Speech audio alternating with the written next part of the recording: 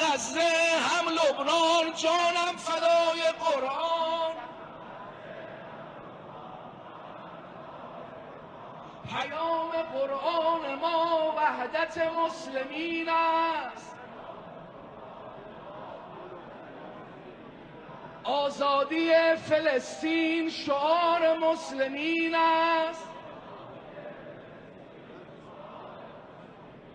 مرگ بر اسرائیل، مرگ بر اسرائیل.